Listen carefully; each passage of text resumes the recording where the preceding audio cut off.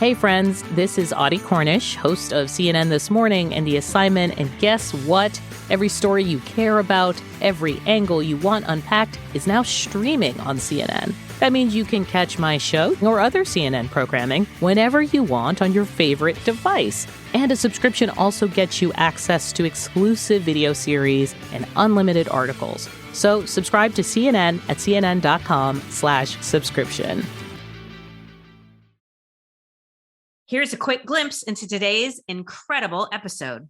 Can you listen to a fun podcast like this one while you're folding laundry and cleaning the house and things like that? So the things that we can't fully eliminate from our lives, how do you make them fun?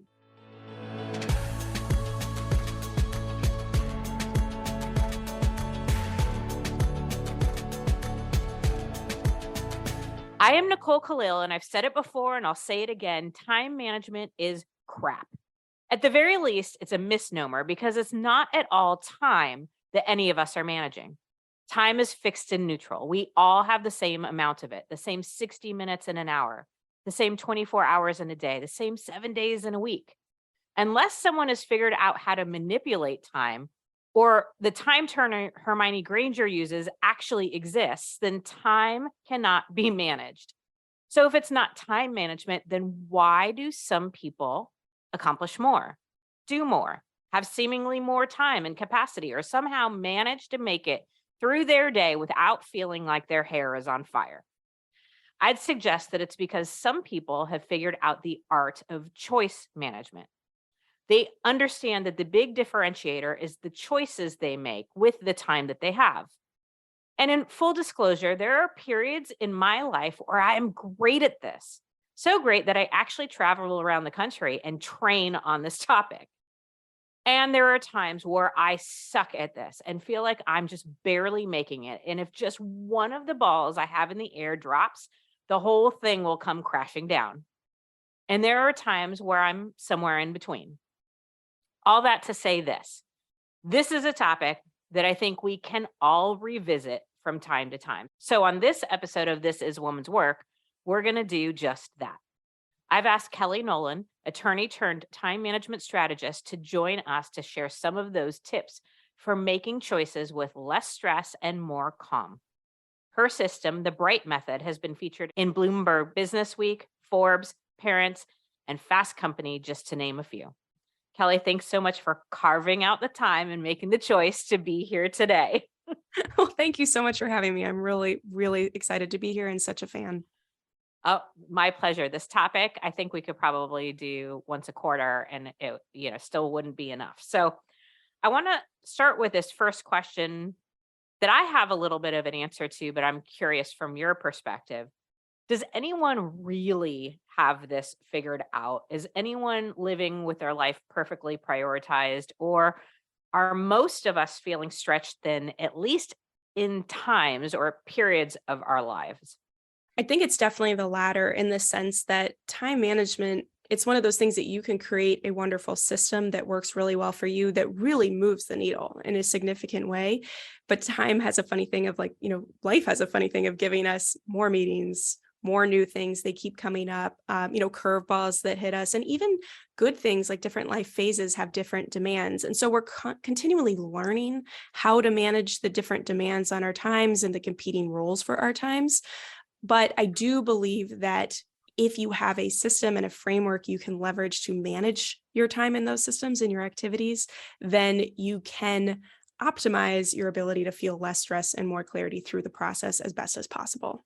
I couldn't agree more. It kind of makes me think, I don't know if you've heard this before, somebody explained it like a duck. On top of the water, it looks like everything's easy and they're just sort of gliding and smooth. But underneath the water, their little legs are pedaling like crazy. And that's kind of how I think sometimes life looks from the outside looking in. So we look at people or women who seemingly have it all together, and it's really more like a duck than it is that they actually have it all together. It's all smooth sailing, right? Yeah, completely. I think you really nailed it. It's something I really relate to. I created the system out of feeling overwhelmed myself. I'd been pretty organized through law school, became an actual practicing attorney, and just super overwhelmed. But as you said, on the outside, I looked like I had it together. It was just how I felt on the inside. I was like, I'm stretched way too thin. I'm constantly anxious. I'm going to drop a ball. I'm like going out to drinks with friends and trying to look at them and listen to their stories. And like, I'm constantly thinking of all these like thoughts that are snagging my attention, and my brain's over there while I'm looking at them and nodding here.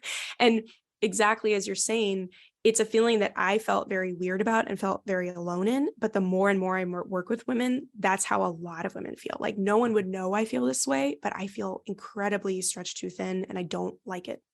Yeah. Okay. So, like so many of us, you turned your pain or frustration or what wasn't working and created something incredible out of it. I know you talk about making activities and choices visible. What does that mean? Like, how does that help? Yeah. Well, so I think to start with, you kind of have to think about what we are doing in the alternative, or like before you use a system like this. So I would just ask anyone listening to take kind of an inventory of where are you keeping track of all the things? Do you put everything in your calendar? Do you also have to-do lists, post-it notes, to-do apps, project management apps, your email inbox? On the personal front, I guarantee a ton of it lives in your head, like how you're going to manage bath time with dinner and that activity and when you're driving and all that kind of stuff. And when we realize, oh man, I'm keeping track of all these action items in so many different places, I don't have a clear view of everything on my plate. I know I'm overwhelmed, but like I'm not totally sure exactly by what, because I don't have one place I can look at to see it all. So I definitely cannot understand how I'm going to get it all done.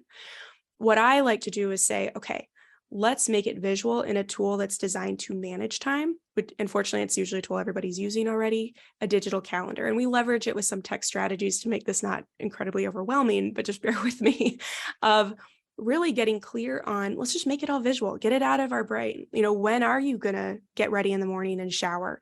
If you have a dog, when are you going to walk the dog? If you do have little kids, when are you doing bath time? If you have older kids, when are you doing homework? When are you making dinner? What are all the things that we do, including those invisible to-dos that never make it into a calendar, typically never make it on a to-do list, but take up hours of our day. Like, let's just get it out of our head and see how it all plays. And when we can see that next to our work projects and the one-off tasks we need to do in our personal life and things like that, then we can start seeing with more objective clarity, what is our capacity? What is our current workload? Am I happy with all of this, like where my time is going? And you can make some adjustments in a lot of different ways that we can talk about, but from delegating to eliminating to saying no and things like that. Okay. So, making it visible is basically taking all, and when you were saying maybe you have this, I think most of us are like, yeah, I have all of that, right? Yep. Plus, I'm so glad you made the point of how much of it lives in our head. I've heard that, called the mental load. And I don't know a woman who doesn't walk around with a mental load. So when you say making it visible, you're basically saying put it all on your calendar. Is this more, at least initially, to see what is happening?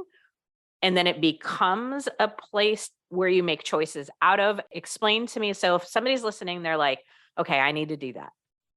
Walk us through maybe a couple steps and how to, so it doesn't just become another thing to do. Yeah.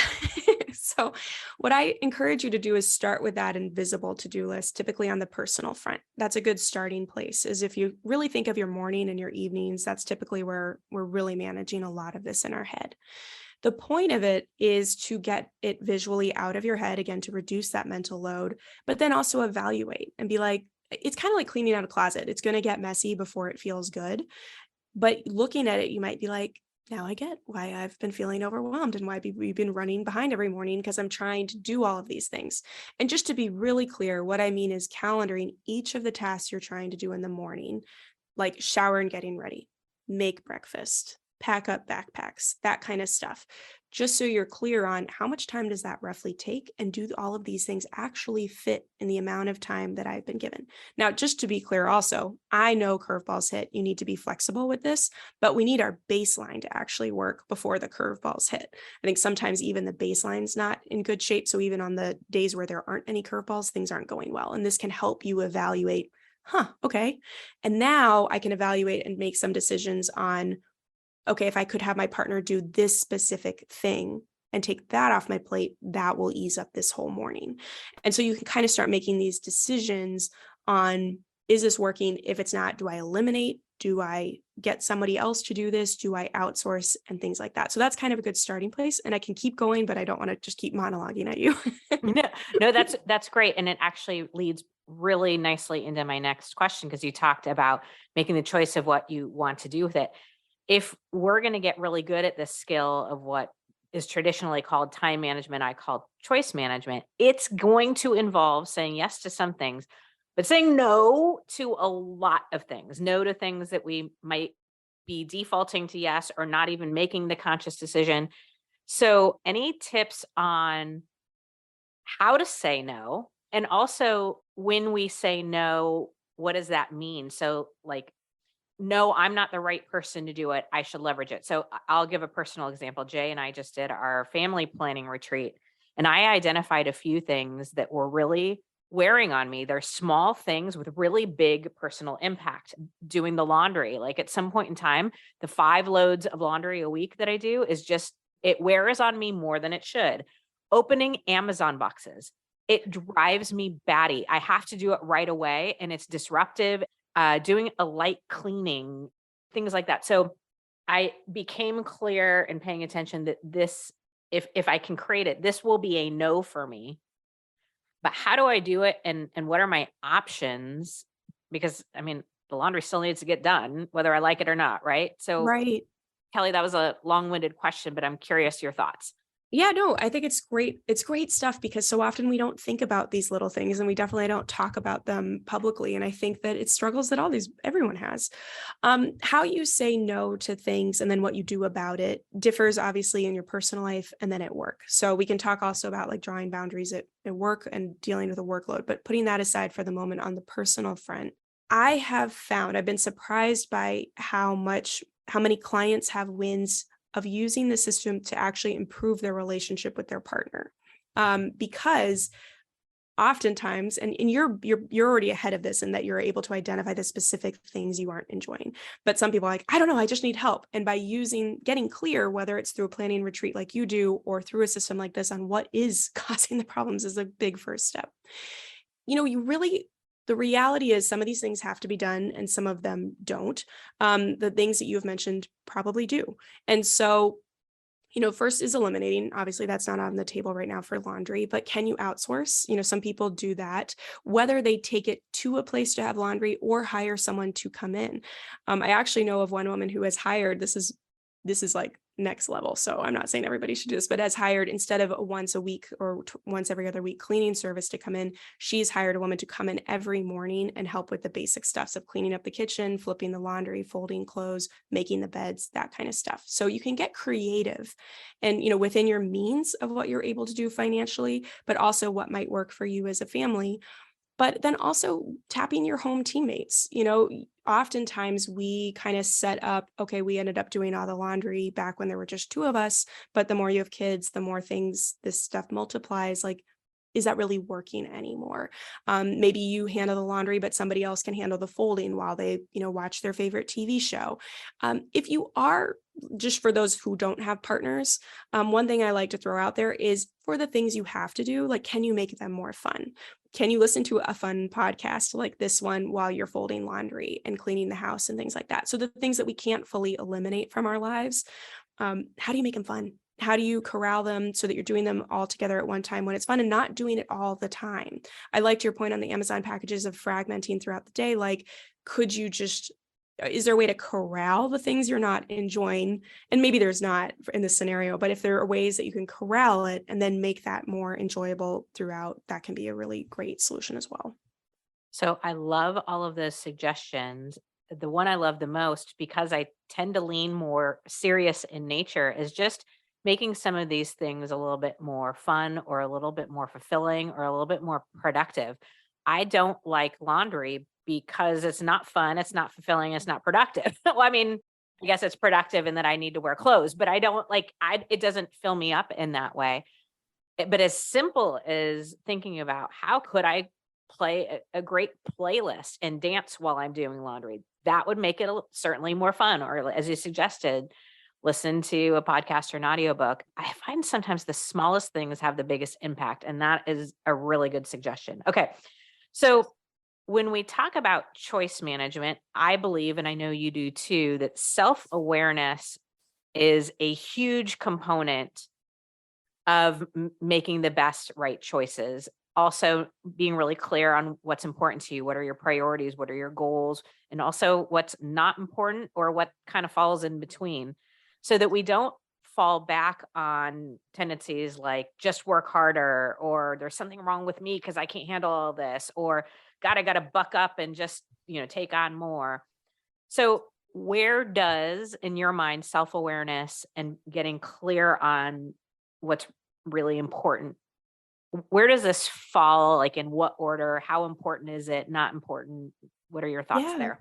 No, I think it's critical because, as you said, it is about choice management. You have limited time. You cannot do it all. So how do you decide what you want to do? And to get there, you really have to know what's important to you.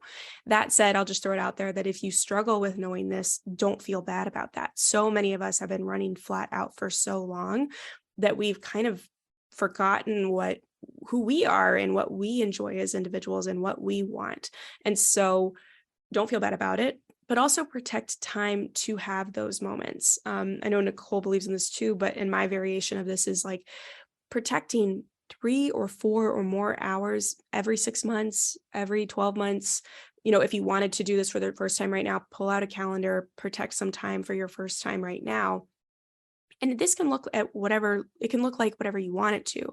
For me, what I find the most compelling, and you could do exercises like Nicole has on like, who am I? What do I know to be true about myself?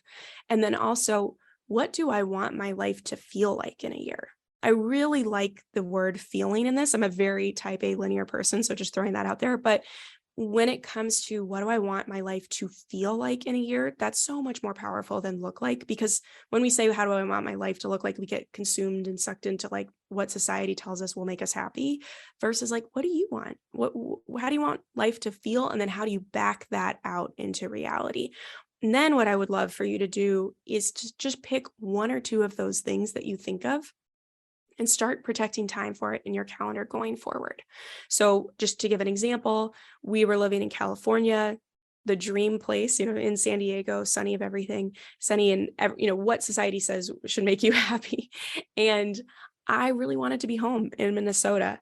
And I realized that I love rivers. They like weirdly ground me. And if I go sit by a river and journal for a while, I'm not a big journaler, but when I do these exercises, I do it. I really kept coming back to, I want to be home. I want to be near my parents. I want to raise my kids near my parents. Life will feel easier there. And so what I did is I just started blocking time to start building that reality. I started blocking time to do things like help my husband get his medical license in Minnesota, to researching neighborhoods, to just kind of figuring out what are all the little pieces to make this a reality. And that's a big example. That's a big move. But you can imagine the little things as well that you want to work towards. I really want you to put it in your calendar, partly so you bring it to life, but also so you are realistic about what you're trying to do. I think, going into the new year, everybody's like, wants to set 5 huge goals.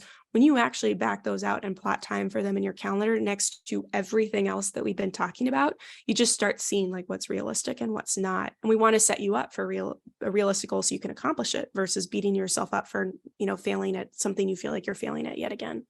Yeah. I'm so glad you made the distinction between what does it look like versus what do you want it to feel like. My coach asks the questions, what do you want? And then what is the experience you're looking for? And it's such a good question, because when we think about what we want or what do we want it to look like, we get into the things, right? When you ask about the feeling or the experience you're looking for, I think it takes to a deeper level of what it is that really matters to you and how you want to be operating and living and feeling through that life. So, okay, I have this theory that the most successful people do less.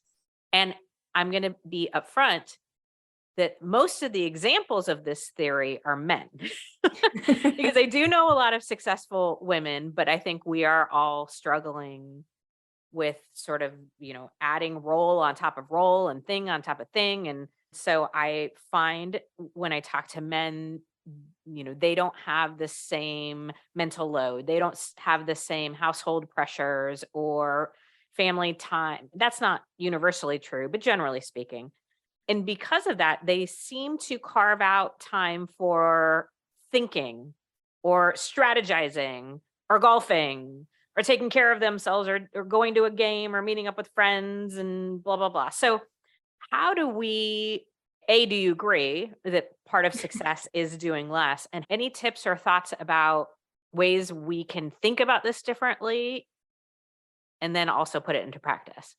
Yeah, so I'm kind of laughing because that kind of thinking time I was giving you an example of, in reality, it became like 3 to 4 hours roughly, but it got my wheels turning because Cal Newport's book talks about all of these male leaders taking like a week in the woods to do all these things. I'm like, what woman, particularly what mom can do this? Like, this is crazy. But, trying to get the core of the purpose is really important.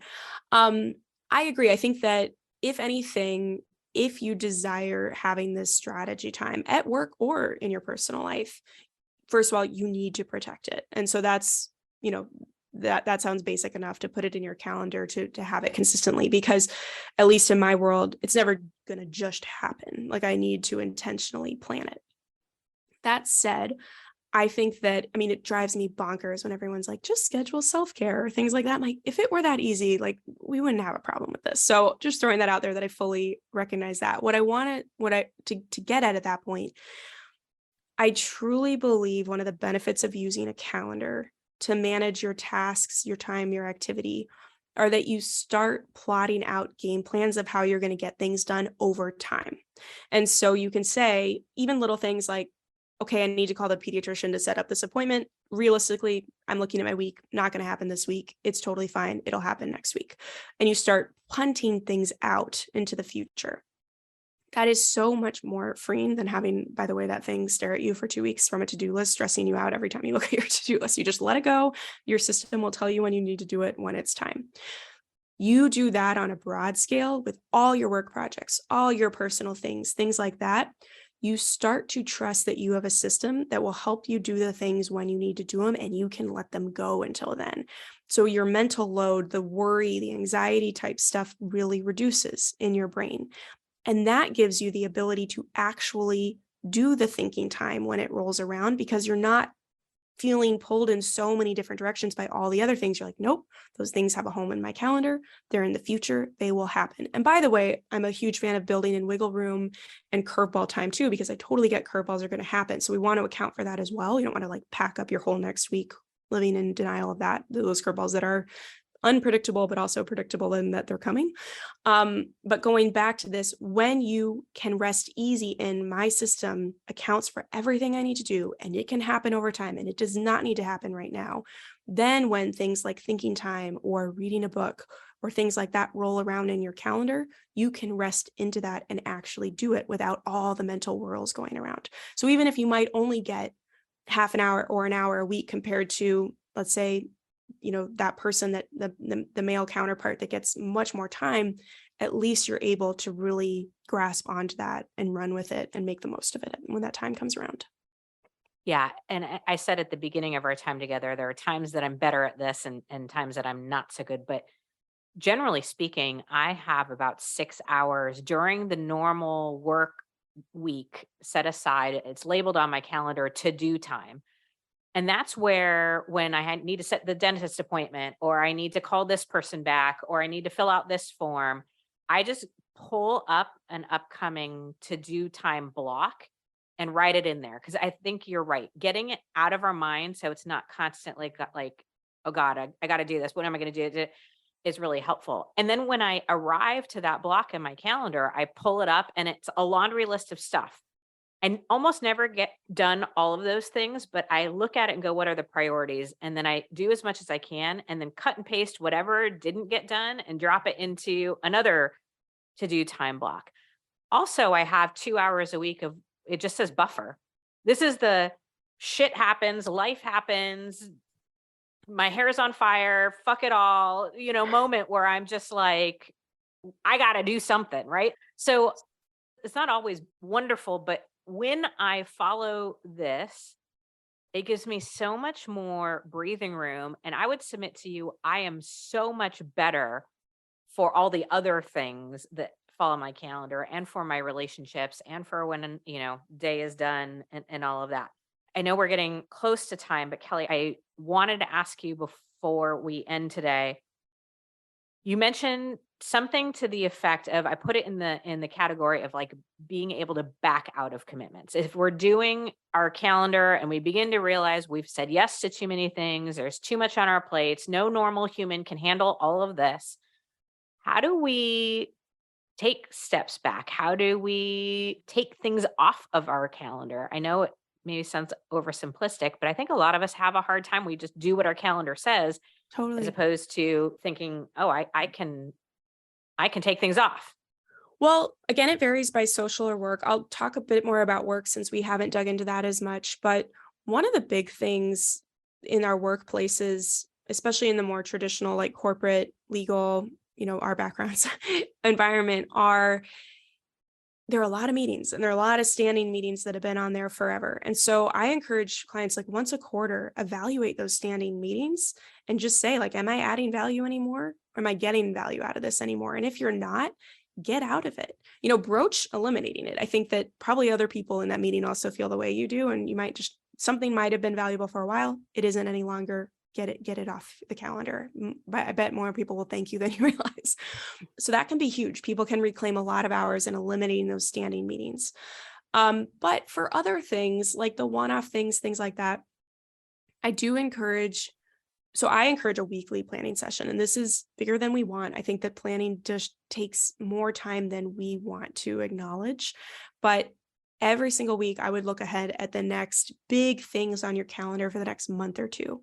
When you can spot those things that you're like, I don't really want to do this anymore, or this is not going to happen, and I need to push out this deadline. The more, space between now and then that you have, the more you can handle it in a gracious, professional way of saying, this, I'm not able to attend this workshop anymore. I'm not able to attend this party anymore. I'm so sorry. I don't think you need to go into full explanation mode or like, I'm just too busy. I don't want to do this anymore. But I think you can say, I'm so sorry. This is such a great opportunity. I'm no longer able to make this work for my schedule. I wish you all the best. And please let me know when you do something like this again. On the work front, that can be phrased differently, and we can talk about that. But just really knowing you have the permission to do that, just do it in a respectful way and look ahead, right? You could calendar time right now to do this if you want. Look ahead at the next 3 months and really get clear on, what do I want my weekends to look like? And am I overcommitted on the weekends? Are these deadlines really going to work with the holidays coming up? Or can I push some of these deadlines out now? And again, more people are probably, especially if you're pushing out a deadline that other people are working towards, there are probably other people who feel that pressure with the holidays and things like that coming up. You might as well ask for it. And again, you can be gracious about it, but just know you can ask. And more often than not, people will meet you where you need to go. Yeah. I will say anecdotally, I have rescheduled or canceled on more people in the last 2 months than I have ever in the culmination of all of the years of my life. Like, I don't even know how to say how much I've done this. And not a single person has been upset, or at least that they let me know. Everybody I wanted or needed to reschedule with has been rescheduled. Everybody I didn't offer to reschedule with or whatever, it's like we have a let's touch base next year. Like, Yeah. I'd made this such a big thing in my head. I'll disappoint people. People will be angry. They won't want to work with me. I'll lose the opportunity, whatever the case may be. It just has not been my experience, which Yeah, and then it's like anything. The more you do it, it's the scariest is the first time, and then once you start doing it, you're like, oh, this is pretty great. You just yeah, gotta keep doing it. So I couldn't agree with you more. And think about, we all have that where someone cancels a meeting, 2 hours before, and you're like, oh, thank goodness. Like, I needed that time. Now I can do all these other things. People, there are pros and cons to this, but a lot of people will appreciate it. So don't be too scared to do it. Much better than also showing up at a meeting that neither of you really need to be at. yeah. I had somebody cancel on me and they felt awful about it. And I was like, oh, thank God. Like, I literally told them, I am so grateful. I can't even begin to tell you. And like, obviously that made them feel better, but I genuinely meant it. Yeah. Sometimes it's good news, especially for those of us women who are working like crazy people. Okay. So Kelly, I know I have a million more questions. I'm sure people listening do, because this is one of those things that falls into the category of easier said than done, I think. Completely. I know you have a mini course that you're offering for free, which we'll put all the information in show notes. But can you tell us quickly about that so people can get a sense of what they're going to get, what they're looking at? Yeah, sure thing. So really what it is it's a taste of the Bright method so you can kind of understand whether this might work for you. I'm a firm believer that time management is incredibly personal. I don't think that everyone should be managing their time using my method. It's just a method that worked for me as a practicing attorney and now works for other professional working women. But what it is, it's a 5-day mini course for free that you kind of work through each of the main pillars of the Bright method and get a taste of it. And some people take it and can run with it. They can take it and run, and other people are like, yep, I want to really have the accountability and the deep dive into this. And so we can talk about working with me further, but it's just a really nice way to get a taste of what I teach, also my teaching style and all that kind of stuff if you're interested, and really fun. Awesome. So if you want to find Kelly, go to her website, kellynolan.com. The free mini course that she just mentioned is kellynolan.com/reset refresh. We're going to put this in show notes so you can just click on it. And of course, if you want to just follow Kelly and get some tips along the way, go to Instagram at _Kelly Nolan _. Again, we'll put it in show notes. I can talk today. Kelly, thank you so much for being here and talking about this ongoing, universally important topic. Awesome. Well, thank you so much for having me. I really appreciate it. My pleasure. All right. I have a long history of being results and achievement oriented, from being a doer, a problem solver, and a perfectionist. I've said yes when I meant maybe, or not now, or even a flat no. I take on more than I should carry. My mental load has been heavy, and I push, control, drive, force, and muscle my way through things. And it's worked for me. I've hit goals. I've made money. I've created success. I've had results. I've checked some boxes.